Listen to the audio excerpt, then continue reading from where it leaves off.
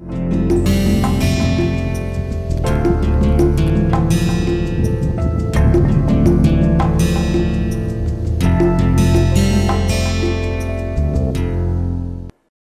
we have been looking at implementation of quantum computing in terms of commercial devices.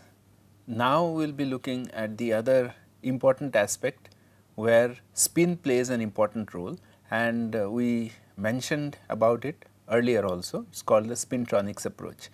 So, let us see what this idea of Spintronics come from. Typical conventional electronic devices ignore the spin property and rely strictly on transport of the electrical charge of electrons. Adding the spin degree of freedom provides new effects, new capabilities and new functionalities. This advantage of spin essentially gives rise to these spintronic devices that offer the possibility of enhanced functionality, higher speed and reduced power consumption.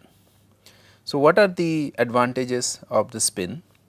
The information is stored into spin as one of the two possible orientations, circular going clockwise or going counterclockwise. The spin lifetime is relatively long, on the order of nanoseconds. Spin currents can be manipulated. The spin devices may combine logic and storage functionality, eliminating the need for separate components. The magnetic storage is non-volatile. So, that is actually a very important issue, because most of the time whenever we talk about spin, what happens is that it induces magnetic behavior one way or the other, and that can be utilized in terms of storage, which will be non-volatile.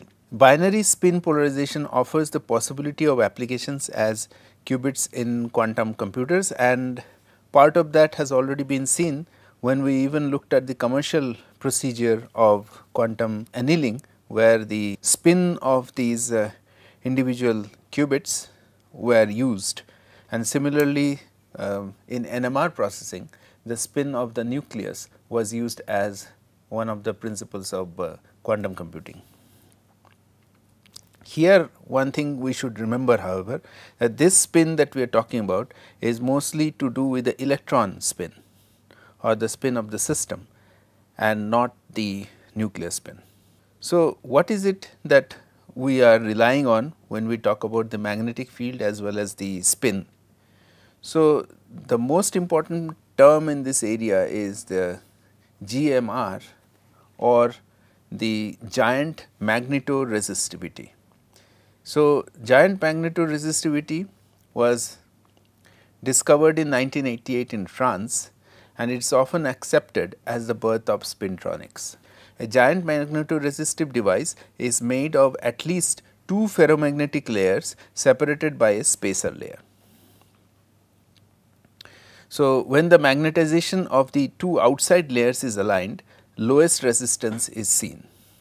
So, for example, you have two ferromagnetic layers, the blue one and the pink one, and the spacer is the yellow part which is in the middle, spacer layer.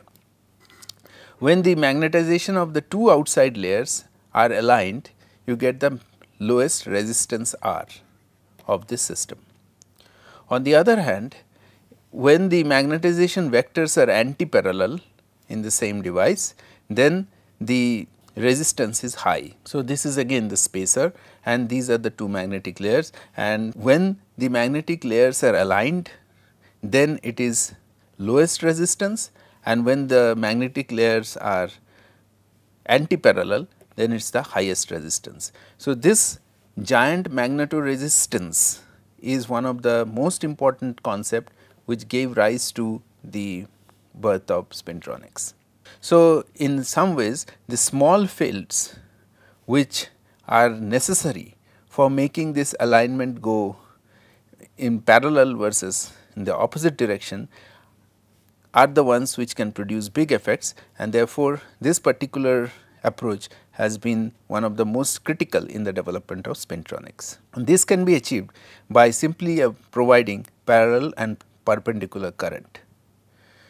So, in more general, the idea of spintronics is to employ electron spin in electronic devices, and that is why I wanted to mention that this is distinct from the concept of NMR, where it is the nuclear spin. So, here the electron spin is the one which is being used for electronic devices. So, the giant magnetoresistance effect that I just mentioned is the one which is important in making sure that we have low R in one case and high R in the other case.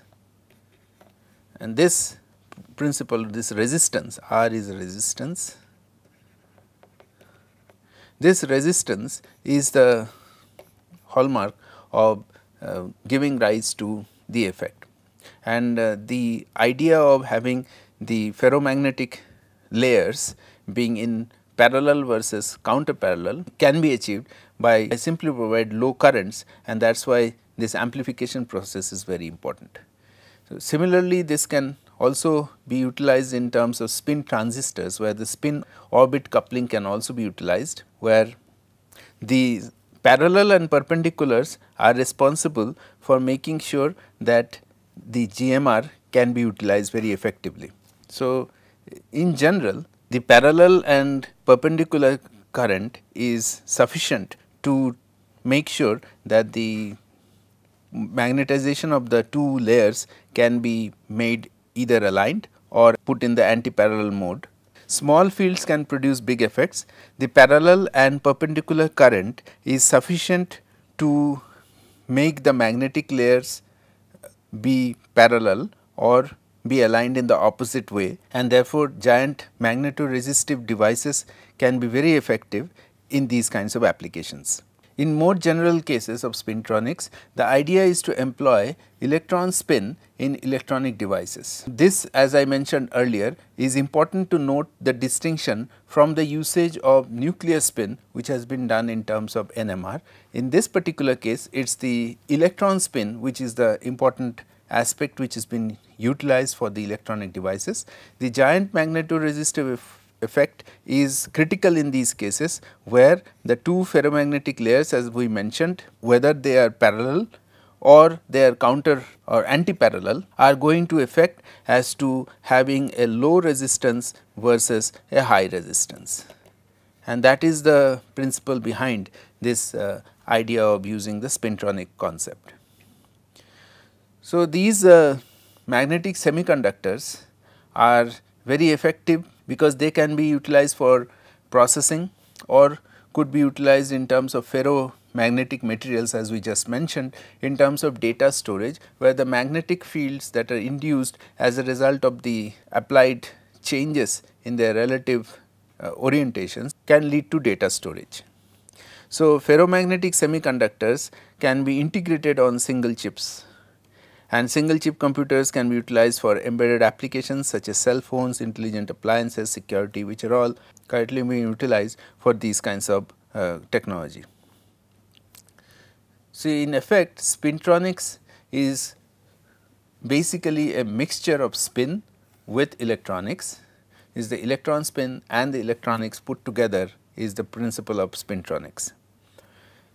So, the materials under considerations which are effective are metals which can act in terms of the spin memory. The other principle would be the logic, which is going to be the charge. So, in terms of the electronics, it is the charge of the material which could be in terms of semiconductors, which give rise to the logic aspects, whereas the memory part of it could be in terms of the spin, as we talked about ferromagnetic materials, which need the metal ions to do this job.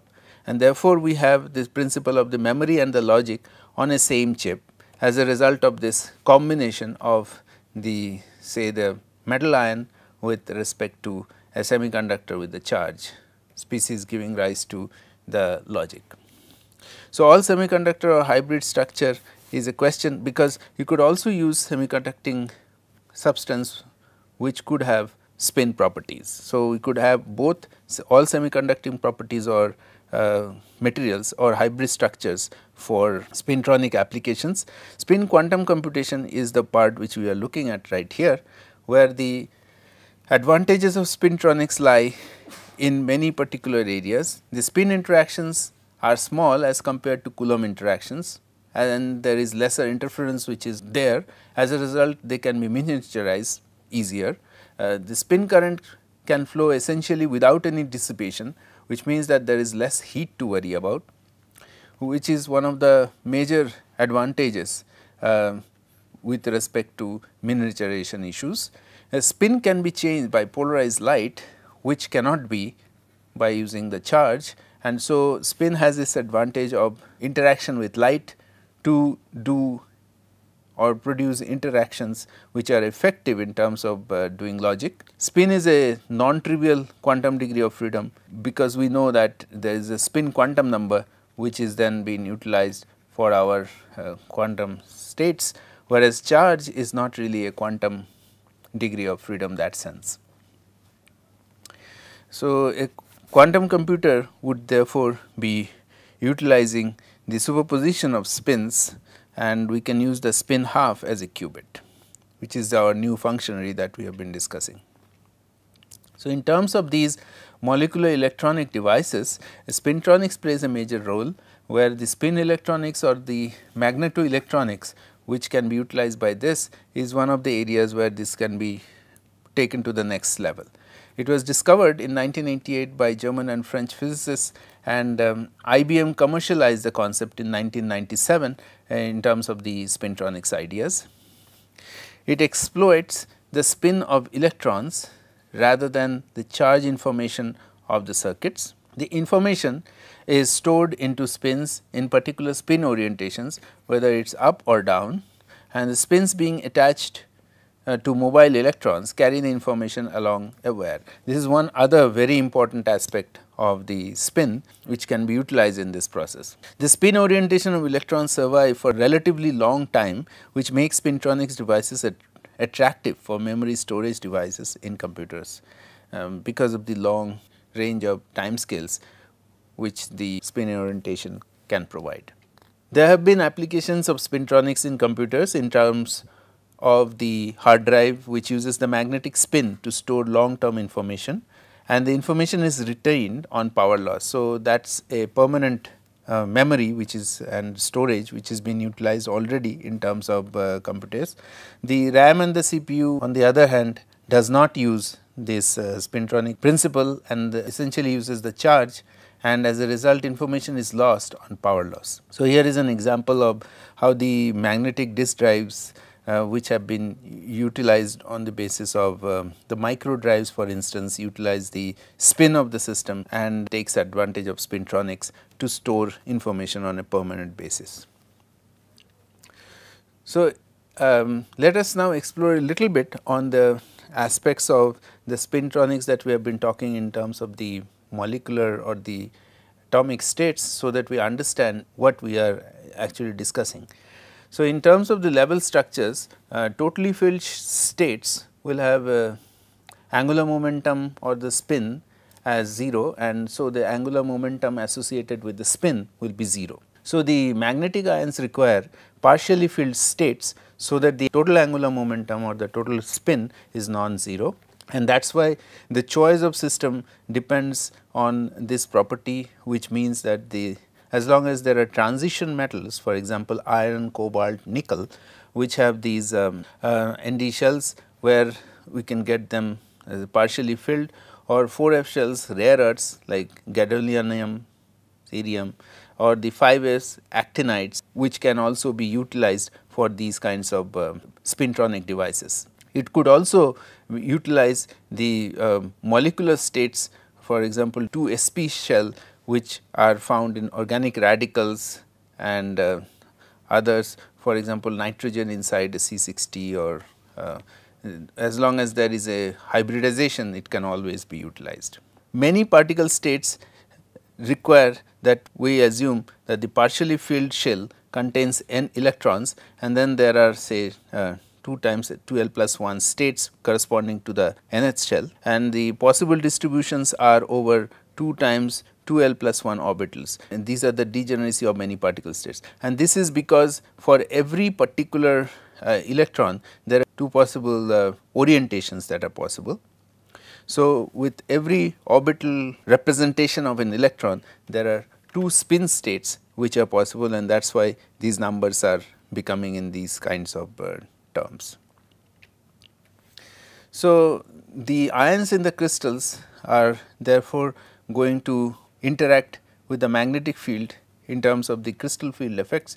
They behave differently in crystal lattice than in vacuum. For instance, the 3D, 4D or 5D and 4F ions typically lose their outermost S2 shell electrons, and sometimes some of their electrons of the outermost D or F shell.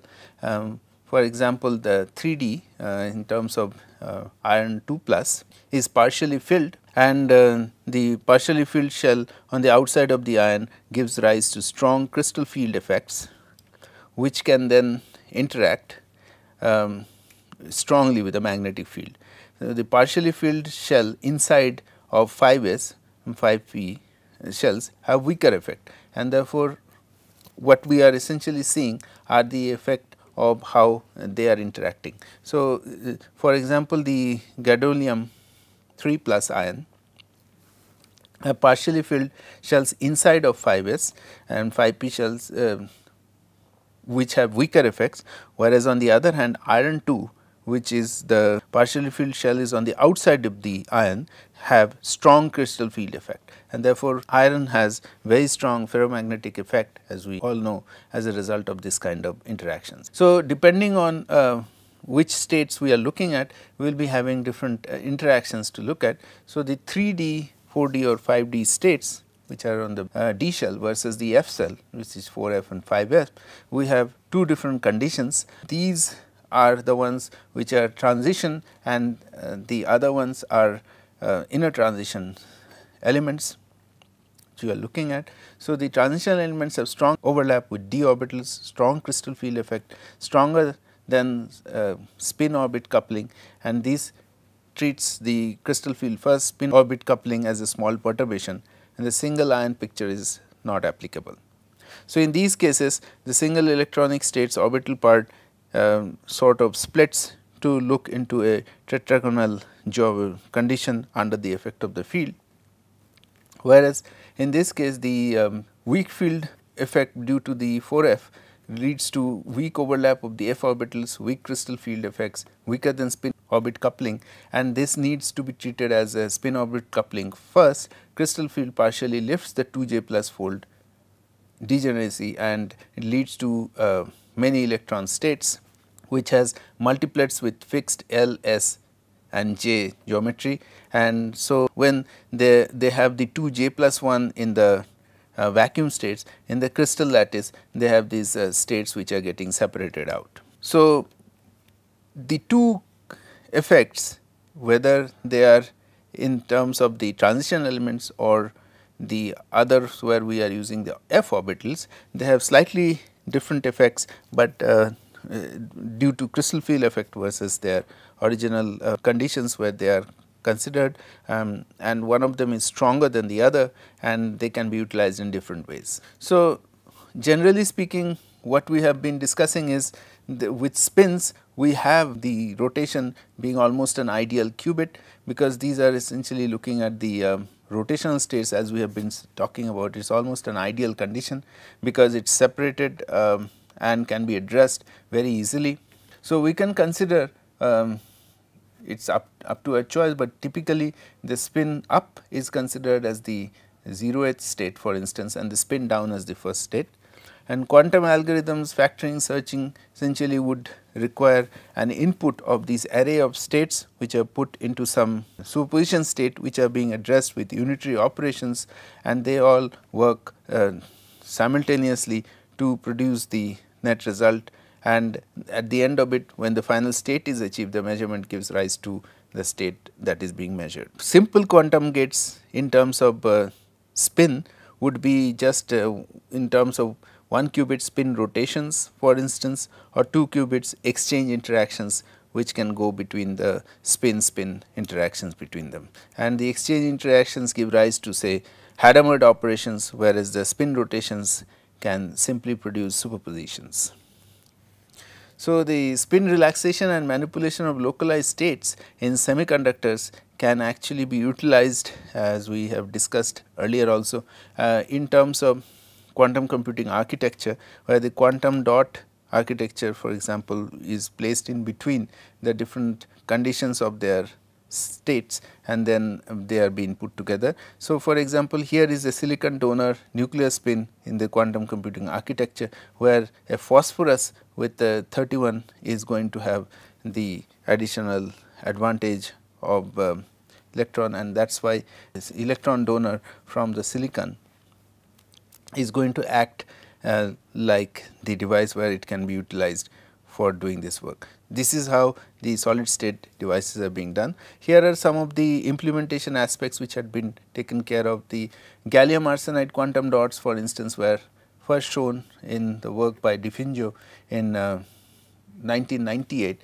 where they had proposed this simple idea of the electrons being provided by the silicon. So, consideration of the solid state quantum computing architectures, both quantum dot structures as well as silicon donor nuclear spin quantum computing architecture has been utilized. In quantum dot architecture, the electron transitions are being manipulated, while the other structure involves the silicon donor nuclear spin architecture from this particular case, where the phosphorus is utilized along with the silicon donor. So, here are the more details of these ideas that have been utilized. So, the gallium arsenide quantum dot structure was first shown by DiFusio and others in 1998, where they placed the quantum dots acting like a single electron system in between the device, where they could apply the field to make them interact. Whereas, in the other case, it was the silicon and phosphorus, or the silicon and germanium, which were put together for doing these kinds of similar aspects, where these junctions were being addressed at different levels. So, the typical experiments for these cases, for instance, required the few electron dots to interact at close enough distance. In this case, for example, the gallium arsenide case, the neighboring quantum dots were being interacted. The single electron in each dot was being utilized, and the question which they were able to address was whether this model was able to reproduce the Heisenberg model, where the electron jump and the electron transitions could be reached by utilizing the same quantum mechanical concepts that have been addressed earlier. So, the magnetic field that was being utilized to make the interaction occur because of the spin of the electron was based on the principle that the Hamiltonian involved the momentum part, and the interaction was due to the spin-spin conditions of these electrons.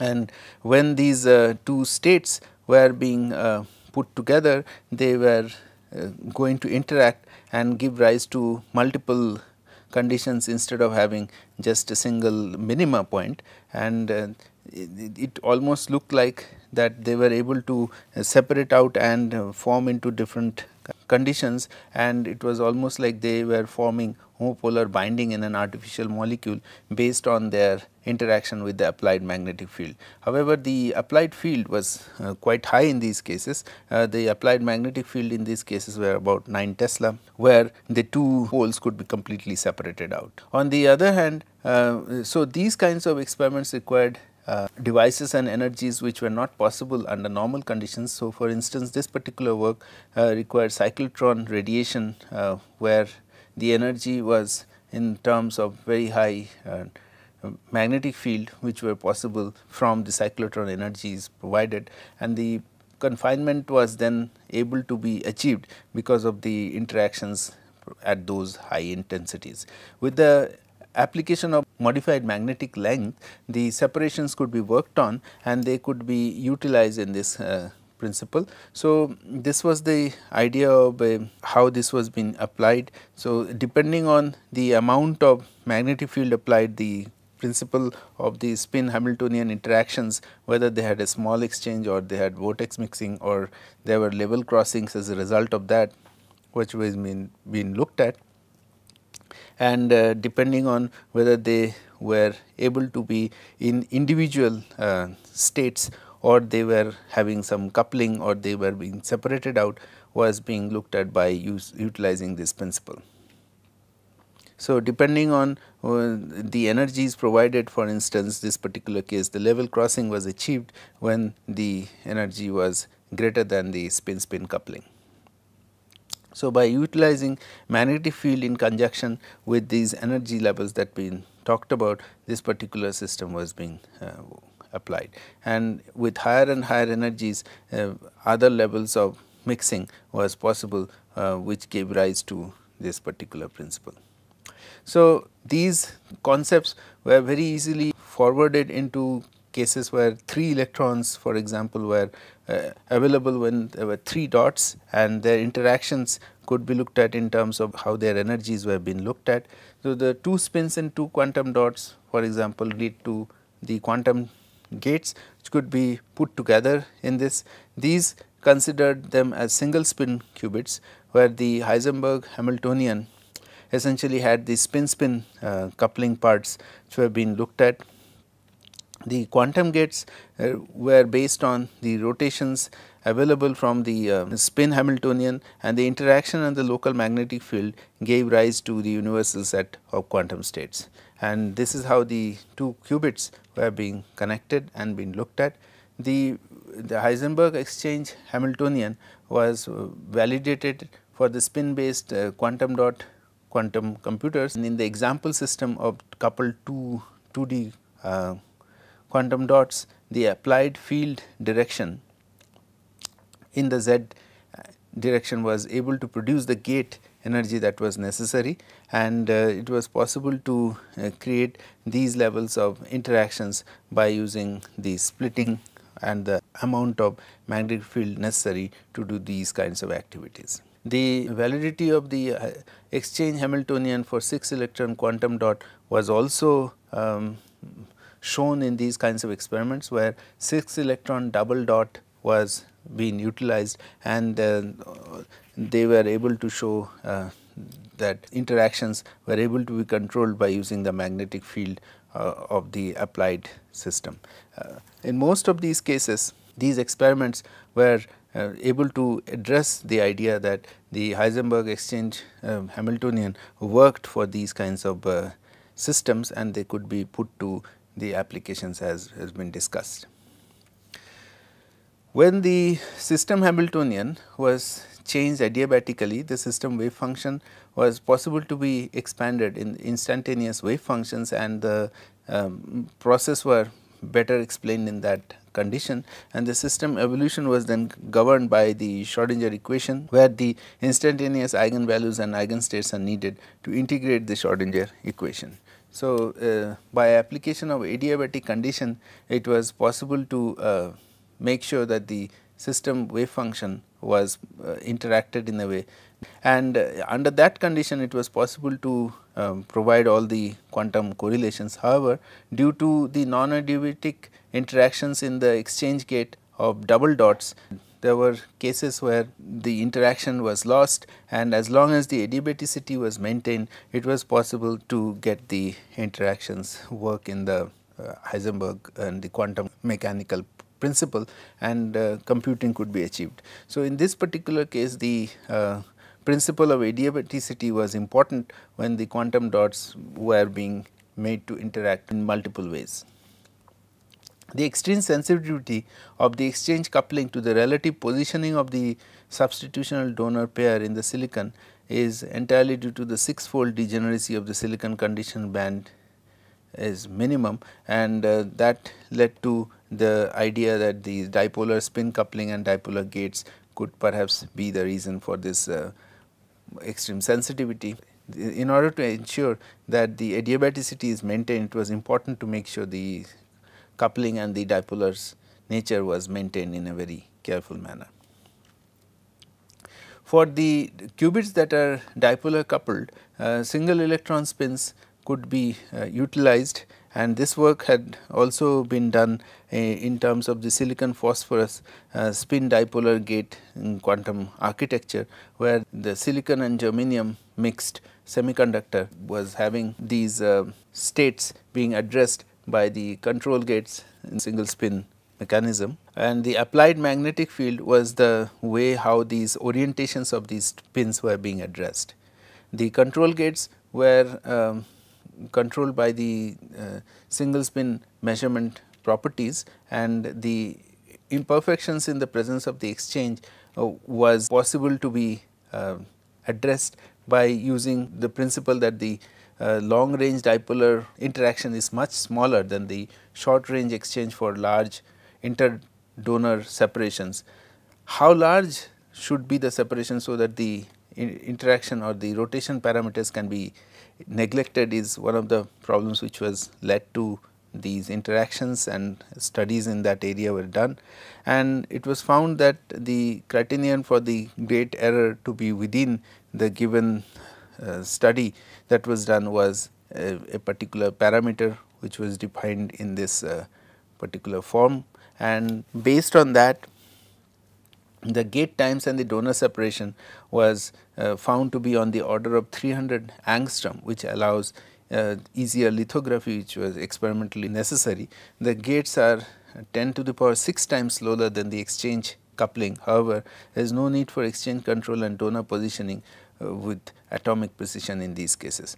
Therefore, using silicon 28, the expected time constants were found to be about the order of the applied magnetic field of about 1 Tesla, and that was one of the issues that was being used.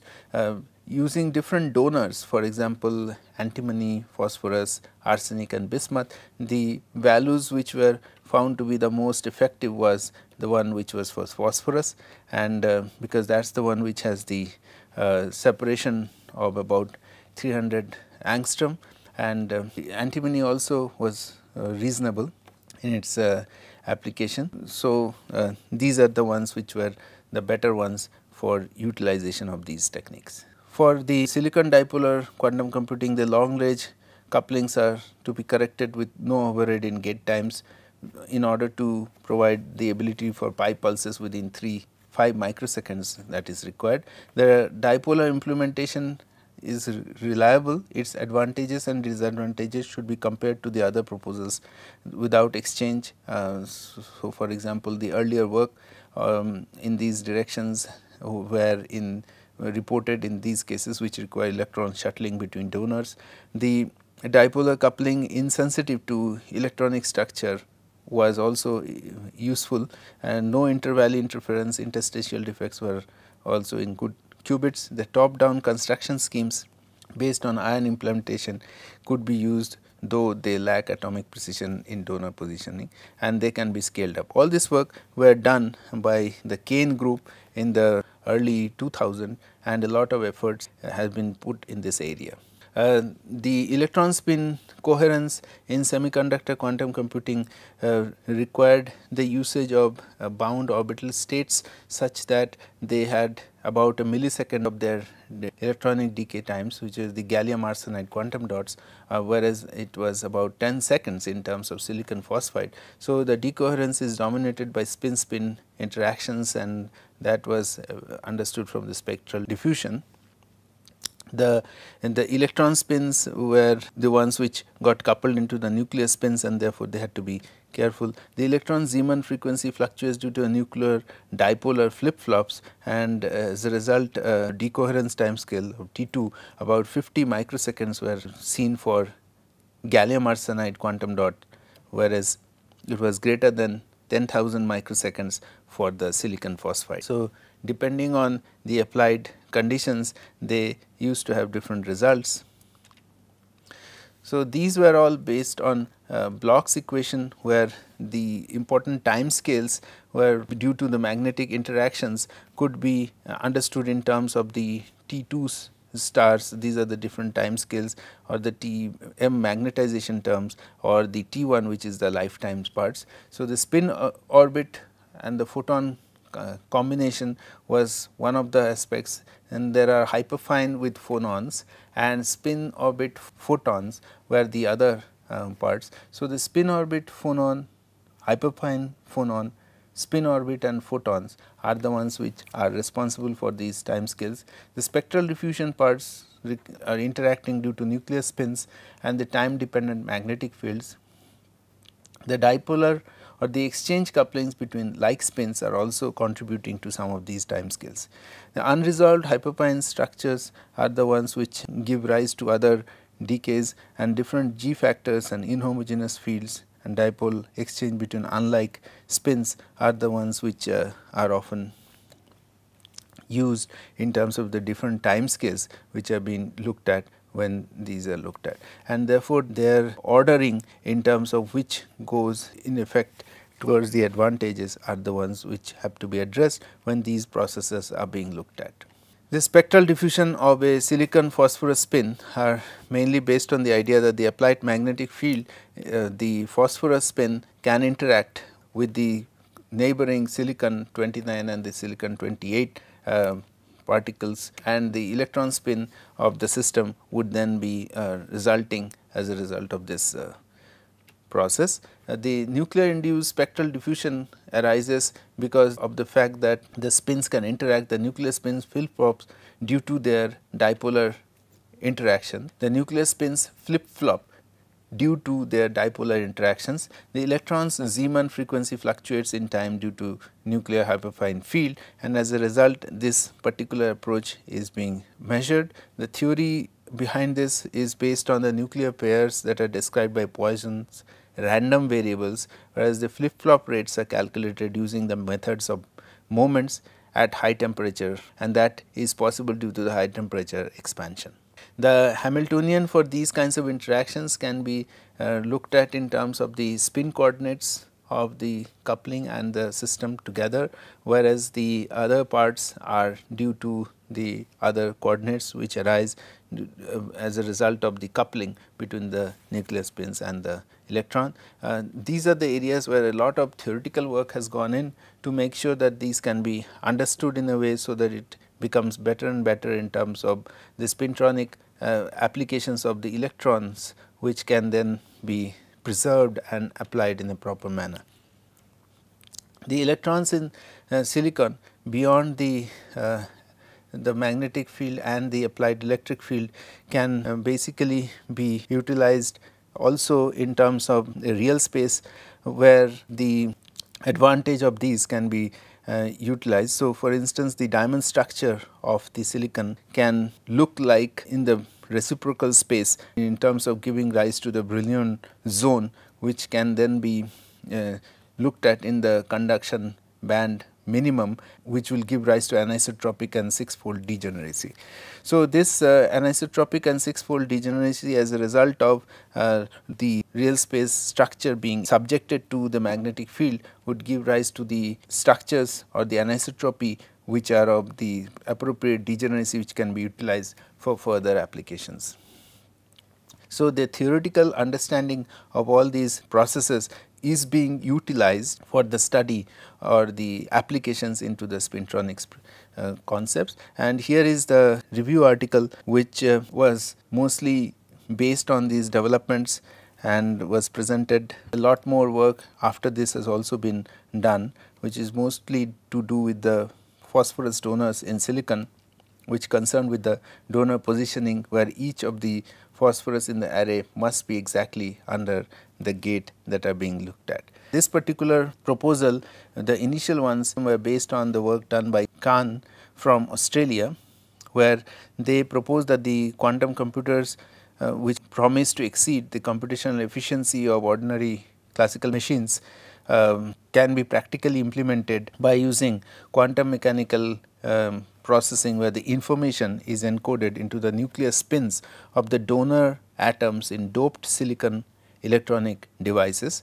The logical operations on individual spins are performed using externally applied electric spins, and spin measurements are made using currents of spin polarized electrons.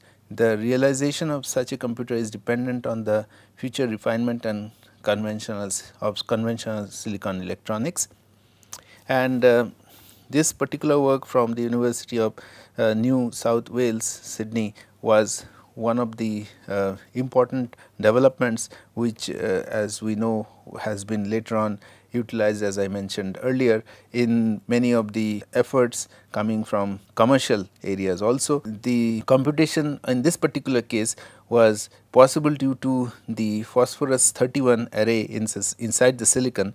The strength of the hyperfine interaction of this interaction of the phosphorus 31 is proportional to the probability density of the electron wave function at the nucleus. In semiconductors, the electron wave function extends over the distances through the crystal lattice. Two nuclear spins can consequently interact with the same electron, leading to electron mediated or indirect nuclear spin coupling. Because the electron is sensitive to externally applied electric field, the hyperfine interactions are the ones which give rise to these principle. And the idea of this nuclear spin mediated electron being interacted is the work which was done by these people, and that is the part of one of the areas of spintronics which have been aspected very heavily. So, with this I would like to end today's lecture, which was mostly focused on the principle of how spin of electrons can be controlled or interacted or made to interact via other methods of interactions, either with nuclear principles or magnetic principles, so that they can be utilized simultaneously with other applications and can be put together to quantum information. Thank you.